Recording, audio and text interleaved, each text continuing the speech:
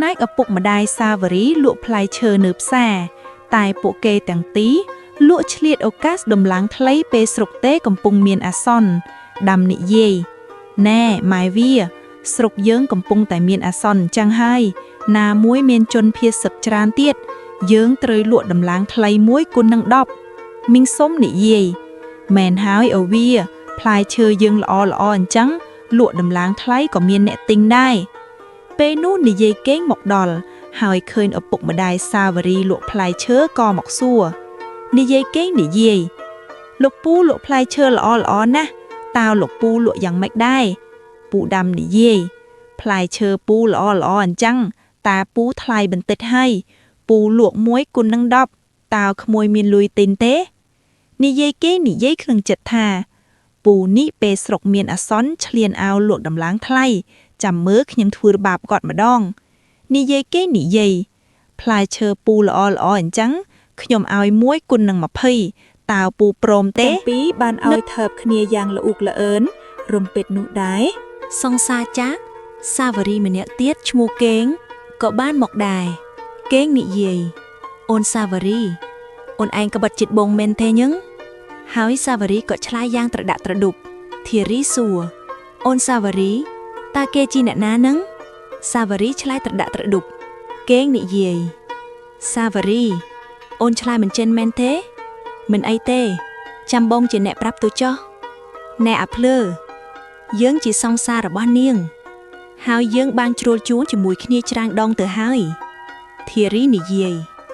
ថាម៉េចអាថោកម្ដេចក៏ឯងនិយាយបែបនេះពេលនោះពួកគេទាំងពីរប្រកែកគ្នាចុះប្រកែកឡើងស្រាប់តែពួកគេបានវាយគ្នាដណ្ដើមសាវរីចំណែកឯវ៉ាយ៉ូក៏បានមកដល់ហើយគេបានឃើញនឹងស្ដាប់ឮទាំងអស់គេមានការឈឺចាប់ណាស់ស្ទើរប្រេះបេះដូងទៅហើយ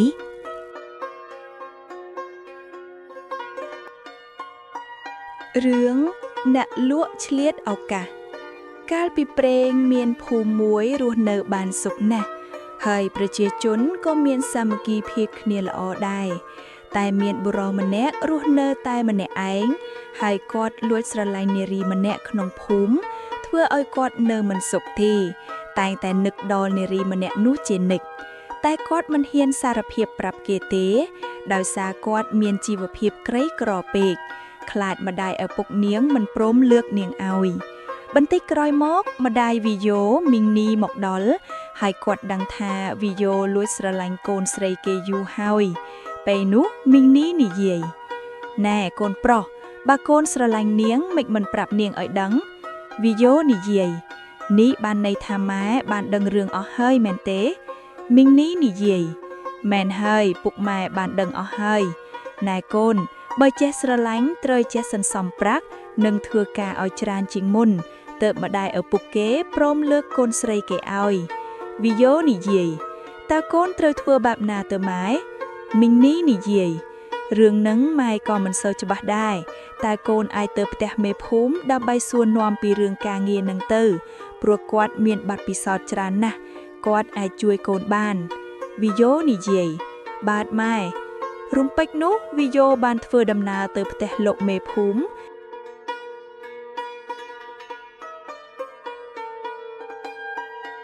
នៅផ្ទះមេភូមិវីយ៉ូនិយាយជំរាបសួរពូមេភូមិឆ្លើយបាទក្មួយអរគុណណាស់ហើយក្មួយមកនេះមានការអ្វីដែរវីយ៉ូនិយាយបាទពូខ្ញុំមកនេះចង់ឲ្យពូបង្ហាញពីរបៀបរកស៊ីពីពូ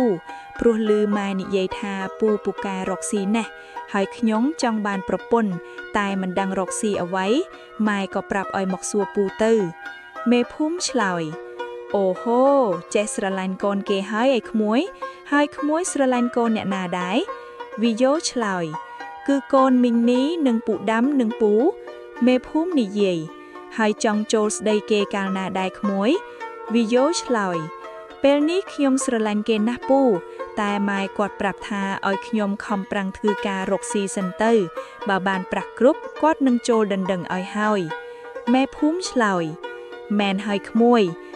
នៅក្មេងម្ដាយក្មួយប្រាប់អញ្ចឹងត្រូវហើយ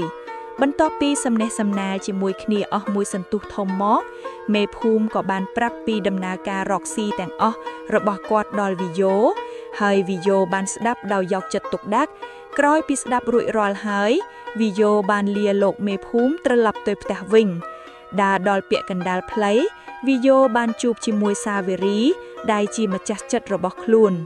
វីយ៉ូនិយាយអូនសាវេរីទៅណាមកណាហ្នឹងសាវេរីឆ្លើយចាបងវីយ៉ូខ្ញុំទៅរកបេះបន្លាយយកទៅលក់វីយ៉ូនិយាយអូនសាវេរីតើអូនកើតអីបានជាទឹកមុខរបស់អូនមិនស្រស់ស្រាយអញ្ចឹងសាវេរីនិយាយចាបងខ្ញុំមិនកើតអីទេខ្ញុំគ្រាន់តែមិនសូវស្រួលខ្លួនតែប៉ុណ្ណោះវីយ៉ូនិយាយតើអូនមិនស្រួលខ្លួនរឿងអីតើអូនអាចប្រាប់បងបានទេសាវេរីនិយាយមិនអីទេបងខ្ញុំគ្រាន់តែផ្ដាសាយបន្តិចតែប៉ុណ្ណោះវីយ៉ូនិយាយតើអាចឲ្យបងជូនអូនទៅផ្ទះបានទេព្រោះបងបារម្ភសាវេរីនិយាយមិនអីទេបងខ្ញុំប្រញាប់ណាស់ពេលនោះសាវេរីប្រញាប់ប្រញាល់ទៅព្រោះសង្សាររបស់នាងកំពុងរងចាំចំណែកវីយ៉ូក៏ដឹងដែរថាសាវេរីមានសង្សារច្រើនហើយពេលនេះនាងបានទៅជួបសង្សាររបស់នាងវីយ៉ូដឹងថានាងមិនសូវចាប់អារម្មណ៍ខ្លួនតែដោយសារវីយ៉ូស្រឡាញ់នាងខ្លាំងពេកហើយបារម្ភពីសុខភាពរបស់នាងក៏ទៅយកថ្នាំនៅផ្ទះទៅឲ្យនាងនៅផ្ទះវីយ៉ូនិយាយម៉ែតើម៉ែមានថ្នាំទេកូនមើលទៅសាវេរីដូចជាមិនសូវស្រួលខ្លួនសោះមីងនីម៉េចដូចជាស្លន់ស្លោម្លេះកូនវីយ៉ូនិយាយចិត្តខ្ញុំដូចជាមិនស្ងប់ទេម៉ែខ្ញុំបារម្ភពីសាវេរីណាស់មីងនីហើយយ៉ាប់ណាស់ស្នេហាអាចធ្វើឲ្យមនុស្សកែប្រែបានមែនមិនbằngអង្យូវីយ៉ូបានថ្នាំផ្លេតប្រញាប់យកទៅភ្លាមនៅក្បែរជើងភ្នំសាវេរីនិងសង្សាររបស់នាងបានជួបគ្នានៅព្រៃស្ងាត់ហើយនិយាយថាបងធារីអូននឹកបងណាស់ធារីនិយាយបងក៏នឹកអូនដែរពេលនោះពួកគេទាំងពីរបានឲ្យថើបគ្នាយ៉ាងល្អូកល្អឿនរំពេចនោះដែរសង្សារចាស់សាវរីម្នាក់ទៀតឈ្មោះកេងក៏បានមកដែរកេងនិយាយអូនសាវរីអូនឯងក្បិតចិត្តបងមែនទេញឹងហើយសាវរីក៏ឆ្លើយយ៉ាងត្រដាក់ត្រឌុបធារីសួរអូនសាវរីតើគេជាអ្នកណានឹងសាវរីឆ្លើយត្រដាក់ត្រឌុបកេងនិយាយសាវរីអូនឆ្លើយមិនចិនមែនទេមិនអីទេចាំបងជាអ្នកប្រាប់ទៅចុះណែអាភ្លើយើងជាសង្សាររបស់នាងហើយយើងបានជ្រុលជួនជាមួយគ្នាច្រើនដងទៅហើយធារីនិយាយថាម៉េចអាថោកម្ដេចក៏ឯងនិយាយបែបនេះពេលនោះពួកគេទាំងពីរប្រកែកគ្នាចុះប្រកែកឡើងស្រាប់តែពួកគេបានវាយគ្នាដណ្ដើមសាវរីចំណែកឯវ៉ាយ៉ូក៏បានមកដល់ហើយគេបានឃើញនិងស្ដាប់ឮទាំងអស់គេមានការឈឺចាប់ណាស់ស្ទើរប្រេះបេះដូងទៅហើយ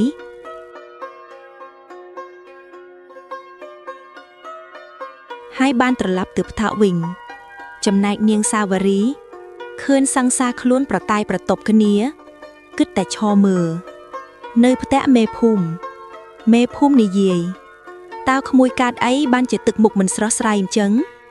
វ៉ាយ៉ូនិយាយខ្ញុំឈឺចិត្តណាស់ពូមេភូមិនិយាយតើឈឺចិត្តរឿងស្អីរឿងស្នេហាមែនទេវ៉ាយ៉ូនិយាយមិនបានជាពូដឹងមេភូមិនិយាយពូធ្លាប់មានបទពិសោធន៍នឹងណាក្មួយកុំគិតអីក្មួយខំប្រឹងធ្វើការវិញទៅល្អជាងក្រោយពីបានការណែនាំពីលោកមេភូមិហើយវ៉ាយ៉ូបានត្រឡប់ទៅផ្ទះនិងខំប្រឹងធ្វើការស្អែកឡើងវ៉ាយ៉ូរៀបចំផ្លែឈើយកទៅលក់នៅផ្សារម្ដាយវ៉ាយ៉ូមកដល់និយាយណែកូនប្រុសថ្ងៃនេះកូនចាប់ផ្ដើមលក់ថ្ងៃដំបូងម៉ែជូនពរអីកូនលក់ដាច់ណាកូនវ៉ាយ៉ូនិយាយសាធុម៉ែកូនអរគុណណាម៉ែនិយាយណែកូនម៉ែប្រាប់ណាអារឿងរកស៊ីត្រូវមានចិត្តស្មោះត្រង់ចំណិនពេកនាំឲ្យខាតទៅវិញទេវ៉ាយ៉ូសួរហាហេតុអីចំណិនប្រែជាខាតទៅវិញម៉ែនិយាយគឺចំណិនខ្លាំងលក់ភ្លើយទេកូនដំបងចង់ចំណេញពេកក៏លក់កោចុងក្រោយក៏បាត់អ្នកទិញតែបើគ្មានអ្នកទិញហើយគឺបាត់ចំណូលហ្នឹងណាវ៉ាយ៉ូអរគុណអូ ខ្ញុំយល់ហើយម៉ែហេតុនេះយើងត្រូវចំណេញតិចតែយូរអង្វែងមែនទេម៉ែម៉ែឆ្លើយមែនហើយជាពិសេសពេលមានអាសន្នអន់ក្រដោយស្រុកយើងកំពុងមានសង្គ្រាមអញ្ចឹងកូនកំលួតឡើងថ្លៃឬមិនត្រូវឆ្លៀតឱកាសទេវាមិនត្រូវណាកូនវ៉ាយ៉ូនិយាយតែបើយើងឆ្លៀតឱកាសក៏ចំណេញដែរតើម៉ែឆ្លើយមែនតែវាបាបណាស់កូននឹងបាត់បង់វិជ្ជាជីវៈលើខ្លួនឯងទៀតវ៉ាយ៉ូនិយាយបាទម៉ែកូនដឹងហើយឥឡូវថ្ងៃហើយកូនប្រញាប់ទៅផងកូនទៅហើយម៉ែចានៅក្នុងផ្សារវ៉ាយ៉ូកំពុងលក់ផ្លែឈើដោយដង្ហោយហៅបងប្អូនជួយទិញហើយវ៉ាយ៉ូមិនលក់កៅពីបងប្អូនទេរំពេកនោះឪពុកម្ដាយសាវរីមកដល់ហើយពួកគាត់មើលងាយវ៉ាយ៉ូណាស់ដោយពោលពាក្យថាវ៉ាយ៉ូជាជនក្រីក្រគ្មានលទ្ធភាពទិញបន្លែផ្លែឈើពីក្រៅមកលក់ទេបែរជាយកបន្លែផ្លែឈើក្នុងស្រុកមកលក់ធ្វើឲ្យបាត់បង់គុណភាពផ្លែឈើអស់វ៉ាយ៉ូនិយាយតែពូមីងនៅចំការក្រោយផ្ទះខ្ញុំមានបន្លែផ្លែឈើច្រើនណាស់ហើយសុទ្ធតែធម្មជាតិទាំងអស់យើងចាំបាច់យកពីគេមកធ្វើអីយើងលក់តែរបស់យើងទៅបានហើយណាមួយយើងលក់ធូរថ្លៃដែលប្រជាជនយើងមានលទ្ធភាពទិញថងជាពិសេសគ្មានជាតិគីមីទៀតមីងសំនិយាយណែឪពុកវាកុំទៅនិយាយជាមួយមនុស្សគ្មានលទ្ធភាពយកផ្លែឈើពីក្រៅមកលក់អីទុកឲ្យគេលក់តែផ្លែឈើអន់គ្មានគុណភាពអញ្ជុំទៅតោះយើងទៅលក់ផ្លែឈើដែលមានគុណភាពរបស់យើងវិញល្អជាងពូដាំនិយាយមែនហើយម៉ែវារបស់វាអន់អញ្ចឹងគ្មានអាណាគេទិញទេតោះយើងរំពេកនោះពួកគេដើរទៅដោយសើចចំអោចឲ្យវ៉ាយ៉ូតែវ៉ាយ៉ូមិនខ្វល់នឹងពាក្យសម្ដីរបស់អ្នកទាំងពីរទេក៏ប្រឹងអំពាវនាវលក់ទាល់តែអស់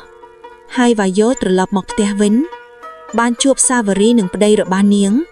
ពួកគេបានសើចចំអោចដាក់វ៉ាយ៉ូថាសាវរីនិយាយណែបងយើងជួយទិញផ្លែឈើគាត់បន្តិចទៅហេព្រោះមើលទៅអាណិតគាត់ណាស់ធារីនិយាយបងមិនជួយទិញទេព្រោះអីបើយើងទិញតើតាឲ្យពុកម្ដាយអូនដឹងគាត់ខឹងយើងស្លាប់ហើយអូនឯងសំណាងហើយដែលបានបងជាប្តីបើបានអាប៊ិននេះជាប្តីវិញមិនដឹងថាជីវិតអូនទៅជាយ៉ាងណាទេសាវរីនិយាយចាបងអូនរើបងមិនខុសមែនព្រោះអីបងមានទ្រព្យច្រើនហើយសង្ហាទៀតនិយាយរួចពួកគេក៏ដើរទៅវ៉ាយ៉ូក្រោយពីឮសម្ដីពួកគេហើយមានអារម្មណ៍ថាខ្លួនមិនគួរណាស្រឡាញ់សាវរីពីមុនមកសោះចំណែកឪពុកម្ដាយសាវរីលក់ផ្លែឈើនៅផ្សារតែពួកគេទាំងទីរលក់ឆ្លៀតឱកាសដំឡើងថ្លៃពេលស្រុកទេកំពុងមានអាសន្នដាំនិយាយណែម៉ែវាស្រុកយើងកំពុងតែមានអាសន្នអញ្ចឹងហើយណាមួយមានជនភៀសសិបច្រើនទៀតយើងត្រូវលក់ដំឡើងថ្លៃ1គុណនឹង10មីងសុំនិយាយមែនហើយអូវាផ្លែឈើយើងល្អអញ្ចឹងលក់ដំឡើងថ្លៃក៏មានអ្នកទិញដែរពេលនោះនិយាយគេងមកដល់ហើយឃើញឪពុកម្ដាយសាវរីលក់ផ្លែឈើក៏មកសួរនិយាយគេងនិយាយលោកពូលក់ផ្លែឈើល្អណាស់តើលោកពូលក់យ៉ាងម៉េចដែរពូដាំនិយាយផ្លែឈើពូល្អអញ្ចឹងតាពូថ្លៃបន្តិចហើយពូលក់1គុណនឹង10តើក្មួយមានលុយទិញទេនិយាយគេនិយាយក្នុងចិត្តថាពូនេះពេលស្រុកមានអាសន្នឆ្លៀនអោលក់ដំឡើងថ្លៃចាំមើលខ្ញុំធ្វើបាបគាត់ម្ដងនិយាយគេនិយាយផ្លែឈើពូល្អអញ្ចឹងខ្ញុំឲ្យ1គុណនឹង20តើពូព្រមទេនឹកពេលពូលឺបែបនេះហើយខ្លាំងណាស់មីងសុំនិយាយលក់តែក្មួយហើយក្មួយយកប៉ុន្មាននិយាយគេនិយាយខ្ញុំយកអអស់ហើយចាប់ពីពេលនេះទៅខ្ញុំមកយករាល់ឆ្នាំពូមីងមិនបាច់លក់ឲ្យអ្នកណាទេទុកលក់ឲ្យតែខ្ញុំបានហើយពួកគេសប្បាយខ្លាំងណាស់ហើយគិតថាចាប់ពីថ្ងៃនេះទៅពួកគេនឹងប្រមូលទិញផ្លែឈើទាំងអស់បន្ទាប់ពីនិយាយគេងរៀបល្បិចធ្វើបាបម្ដាយឪពុកសាវរីរួចរាល់ហើយគាត់ទាំងពីរដើរទិញផ្លែឈើទាំងអស់ទុកឲ្យនិយាយគេងចំណែកវ៉ាយ៉ូវិញលក់មិនតម្លាងថ្លៃនិងផ្លែឈើធម្មជាតិគេមានមួយកាន់តែច្រើន មកមើលពូដាំនិងមីងសុំវិញដើរទិញផ្លែឈើរហូតអស់ប្រាក់ពីខ្លួនហើយត្រូវឈ្មួញមិនមកយកពេលនោះជីវភាពក៏ធ្លាក់ទ្រុឌទ្រោមចំណែកសាវរីក៏ត្រូវប្តីបោះបង់ចោលជីវិតស្មើនឹងសូន្យ